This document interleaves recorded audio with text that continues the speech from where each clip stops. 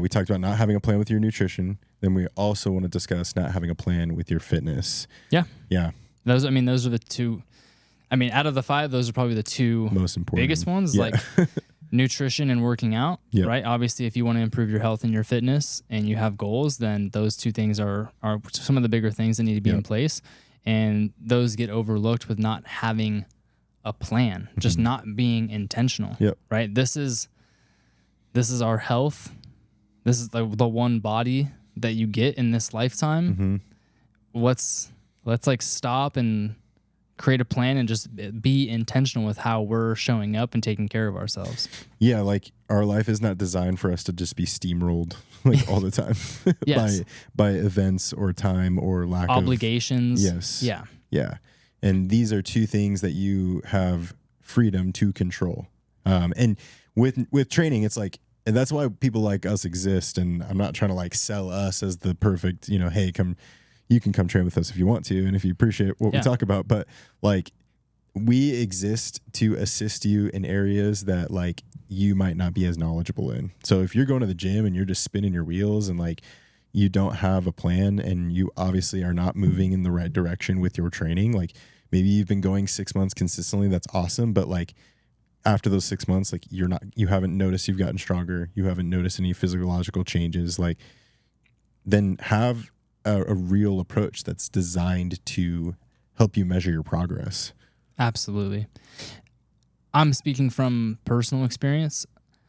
There are times when I'm on a program and there are times where I'm just quote unquote soul lifting and just like showing up at the gym and kind of doing whatever I want that day. I can maintain and feel good and get good movement and sweat if I'm just soul lifting and, kind of doing whatever feels good that day. Yep.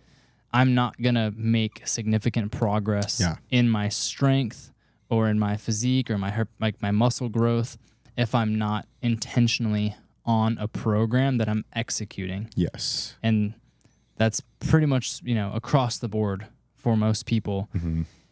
A program is designed specifically to maximize your time in the gym. So that whatever minutes, hours that you're spending in the gym in a week, that time is maximized so that you can get the most progress towards whatever goal it is that you want in that time. Yeah. If and again, you can go to the gym and move and maintain your health, and it's better than doing nothing, obviously. But if you want to make real progress, you need to be on a program. Yeah, like why wouldn't you want to be maximizing that time? Exactly. Especially if that time is precious. Like if you get 40 minutes, let's say, at the bare minimum, like to go outside of your home, away from your family or whatever it is to get to the gym, or maybe it's on your lunch break, like you don't have time to be wasting your time. You don't have time to waste time. That's it. Exactly. So having intentionality behind when I get here or when I get in this space, like I want to prioritize bang for my buck with movement selection and periodization and et cetera. And again, back to like, you don't have to know how to do that stuff. You just want to have that plan readily available so that you can crush it. Absolutely. Yeah. It's like putting your hard-earned money in a savings account that earns 2% interest instead of one that earns 5% interest. Yeah. Like, absolutely.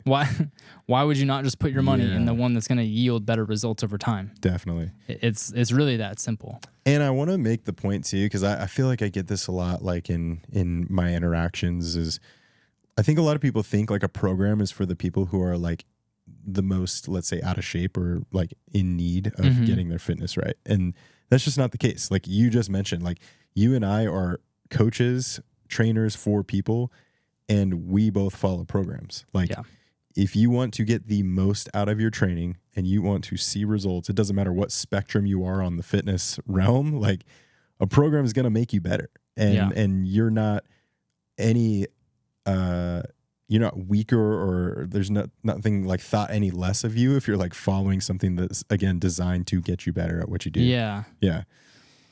Yeah, absolutely. That's just a perspective that I've just like, I've taken that in as someone who's like, obviously that is something that I sell is like, hey, hop on my program. I'd love to help you with your fitness goals. And I think a lot of people who, you know, it's like, dude, I already got the built-in rhythm where I go to the gym. I'm fine. Like, I don't, you know, it's like, but it could be better. Like, that's kind of what I'm trying to get at. It's like, yeah, you could be getting more bang for your buck. You could be getting more out of your time in the gym. Yep.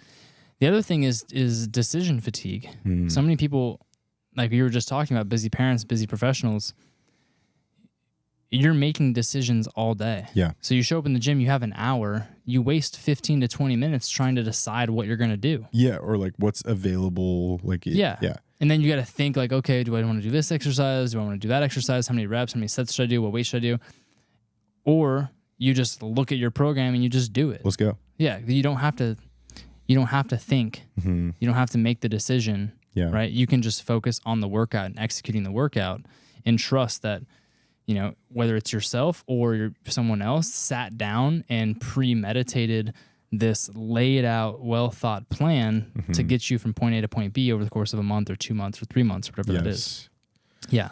Yeah. You made a note too in one of our previous episodes. It's like, you use the example for yourself of like, you write the program prior and you commit to following the program prior versus later on, because you're going to stick to what you've written versus trying to make it easier on yourself. Yeah. Because like we have like the ability to do that. Like if you don't have someone prescribing the thing for you, like you're going to go to the gym and be like, well, 10 calories on the assault bike. Like maybe today I could do like 6 and you're going to find ways to like make that a little bit easier. But if you know, like, hey, whether it's someone keeping you accountable or that piece of paper is enough to keep you accountable that like, I've got to hit all 10 calories, like you're going to push that extra effort. And then again, you're going to progress further because you did that extra work versus taking it easy on yourself. Like, yeah, absolutely. And I mean, that gets into like even the more specific than having a program is like having a coach looking over your shoulder, you know, during your workouts. It's just like, that's even more intense. It's a good meme. Yeah. Cause you can't, And I try to be that for myself, but you know, you show up in the gym one day and you're like, I don't really feel like squatting 85% of my 1 rep max today because that's hard. I don't want to throw up. Yeah, like I want to be able to walk and sit down on the toilet. Yeah, but then, you know, if it's written down, if it's on the plan, it's much easier to hold yourself accountable. But you do it, and then you get quads like this guy. Yeah, you can't see them, but trust me, they're huge. Trust me, Trust me, they're massive. That's so good. Cool.